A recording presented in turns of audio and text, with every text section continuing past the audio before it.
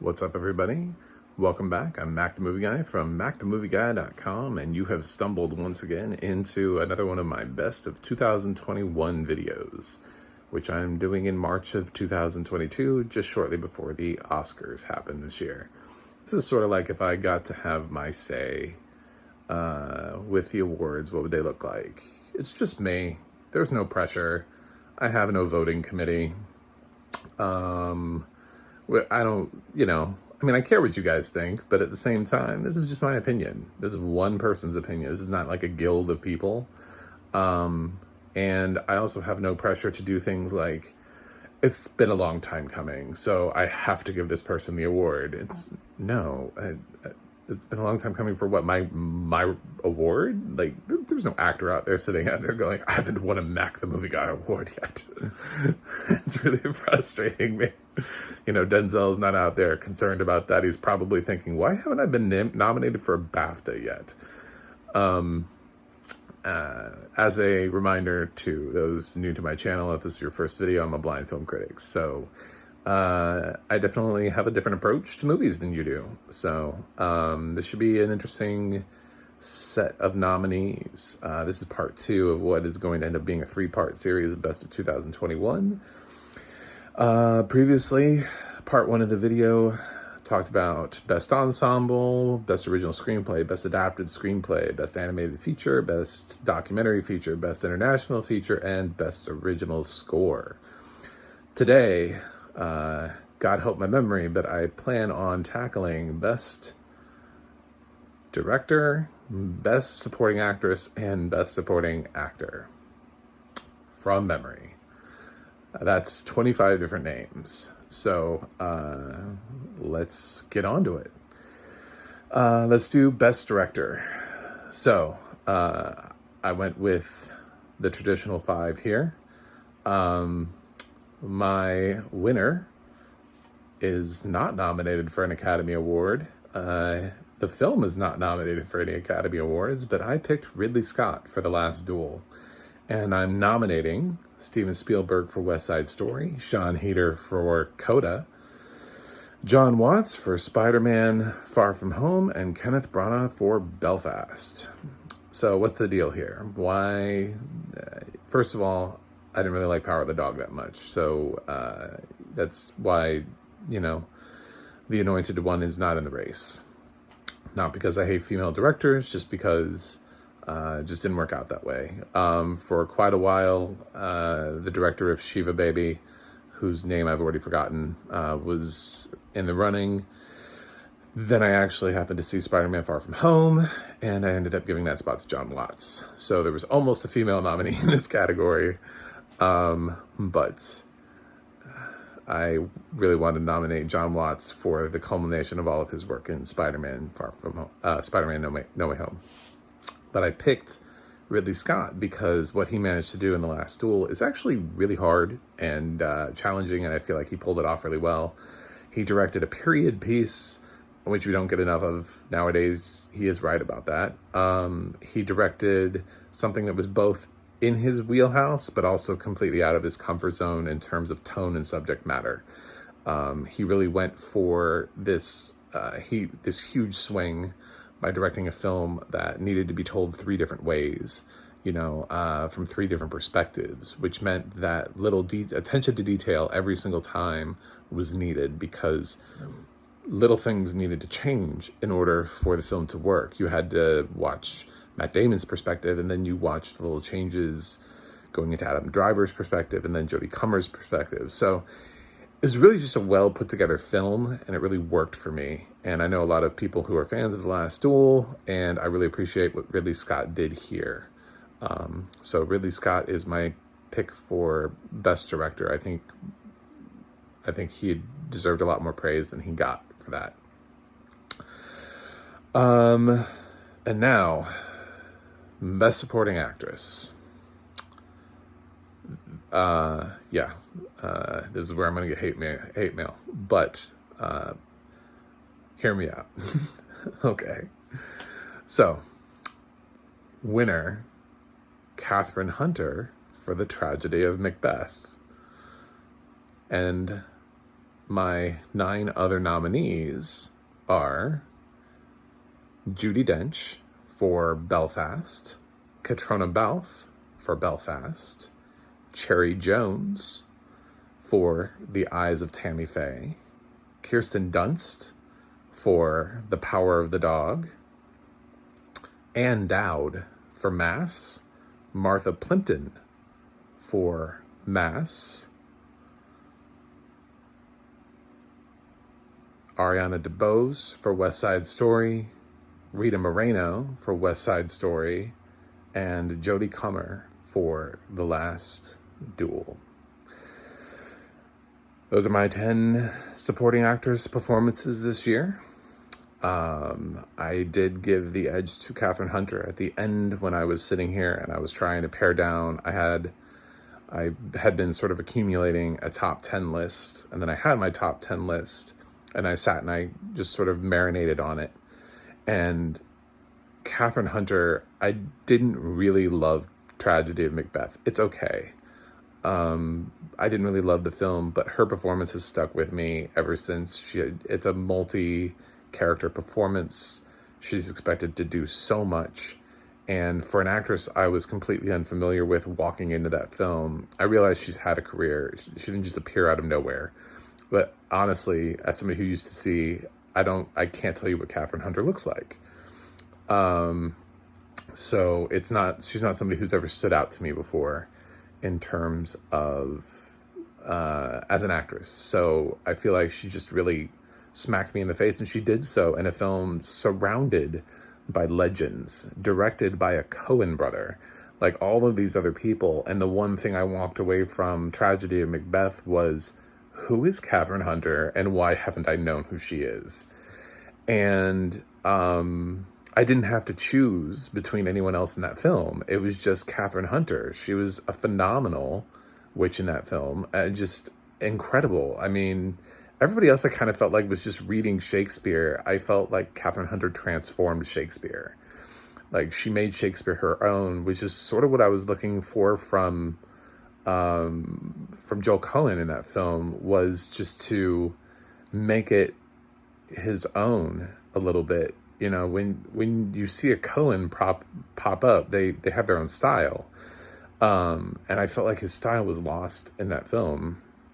But Kathryn Hunter, I felt like she was not going to be belittled by, the much larger, multi-Oscar winner Denzel Washington and the multi-Oscar winner Frances McDormand. She showed up, and it was one hell of a performance. So, I'm surprised myself too, but I picked Kathryn Hunter. All the other performances, Judi Dench in Belfast is terrific. She's always terrific. That's the thing, is it's easy. It was easy for me to nominate her, but at no point once I got to my top 10 was I like, yeah, that was the best performance. But she's just so good all the time that you almost default her into the top 10, and then I never needed to kick her out. It's hard to say she's ever bad. She's always great. Catriona Balfe was really great also in Belfast. Jodie Comer just, ripped my soul out in The Last Duel. Maybe in a different year she would have won for The Last Duel. I'm surprised she wasn't considered more for the Oscars this year. People seem to love her as an actress. I don't know what happened with The Last Duel. I had another Sophie's Choice where the reason why I didn't choose Ariana DeBose is because I also just Rita Moreno is so good in West Side Story, and it's so disheartening to see how little support she's also gotten in that film. Coming back to a film that she did 60 years ago, but she's now in this new role. Her take on Somewhere was just breathtaking.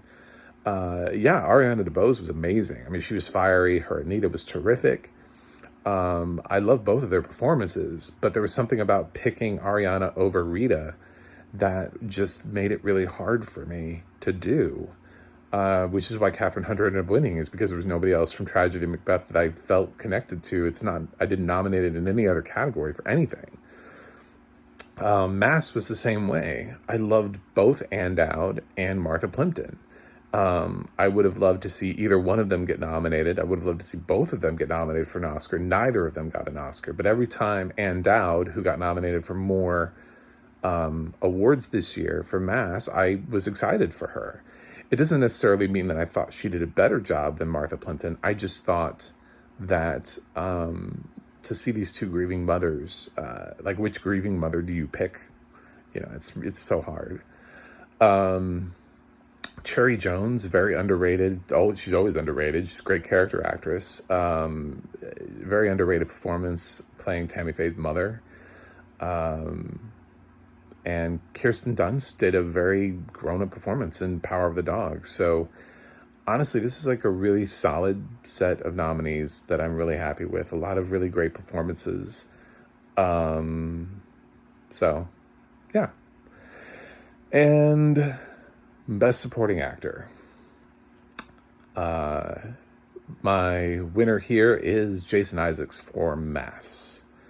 My other nominees are Reed Birney for Mass, Woody Norman for Come On, Come On, Mike Feist for West Side Story, David Alvarez for West Side Story, Karen Hines for Belfast, J.K. Simmons for Being the Ricardos, Ben Affleck for The Tender Bar, Robin DeJesus for Tick, Tick, Boom, and Stanley Tucci for Worth.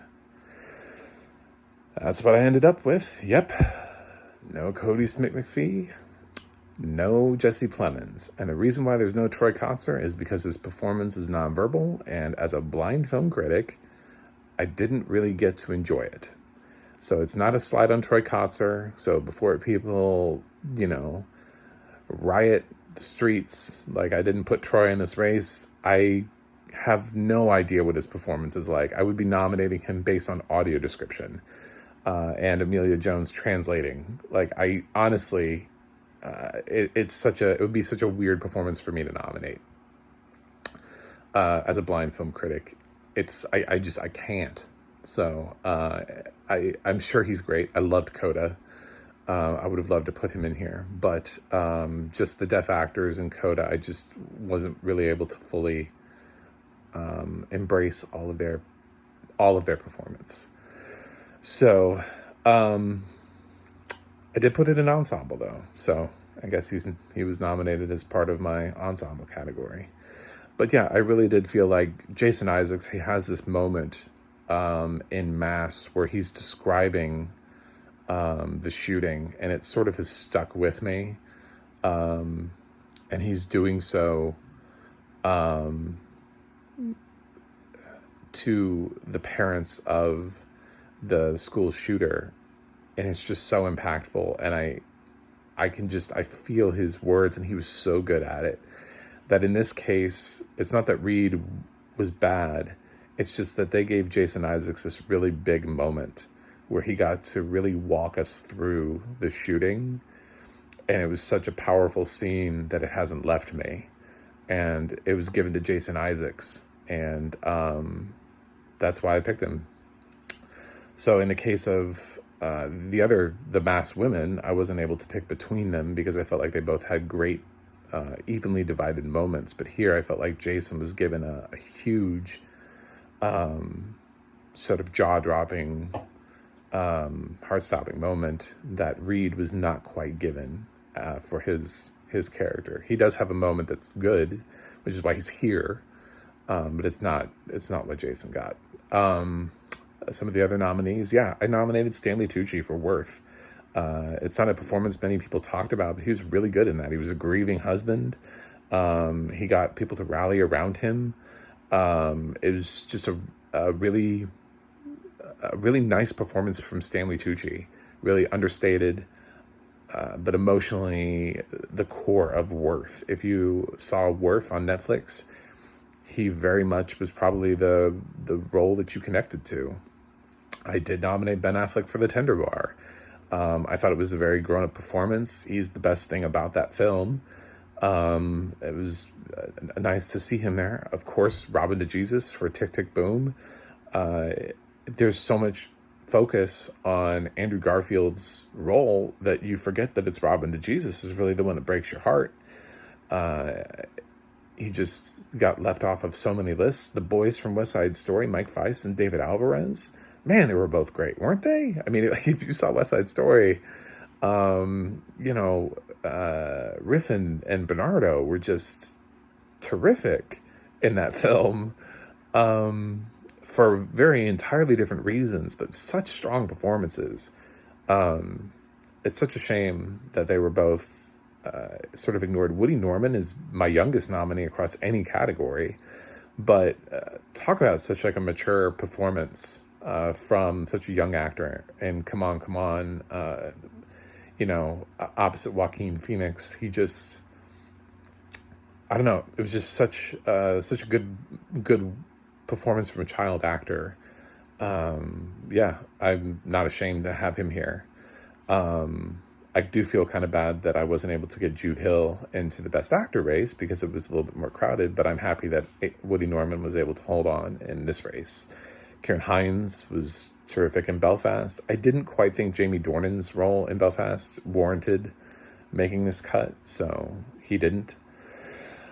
And J.K. Simmons was somebody who he knew that he had been handed keys to the kingdom with regards to that screenplay, and he read that dialogue. He just performed the crap out of it.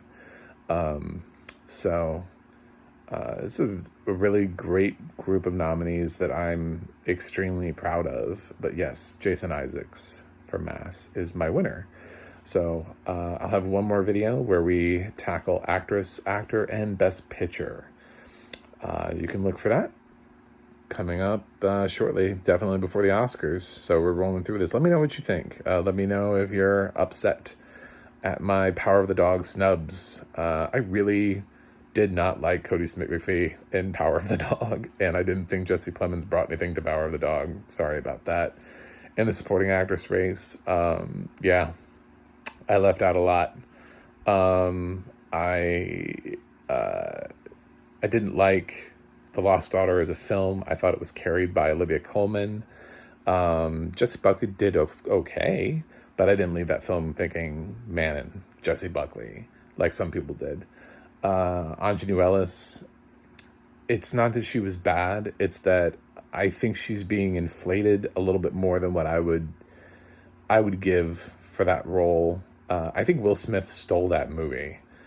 He just sucked all of the oxygen into his character, and it's really hard to think about anything other than him. She had like one or two moments in the film, but it's mostly a vehicle for Will Smith. So yeah, I shorted a couple of people who were actually nominated for Oscars this year, but those are sort of my reasons for those. And obviously, Best Director, my category is just totally messed up, as I kept Steven Spielberg and Kenneth Branagh and left the others off the race. So let me know what you think in the comments. As always, you can check out more from me at macthemovieguy.com. And hopefully you will come back for more. Let me know what you thought. Who's your best supporting actor or supporting actress or best director of the year? Let me know in the comments. And don't forget to like and subscribe and brush your teeth. I don't know. All right. See you guys in the next video.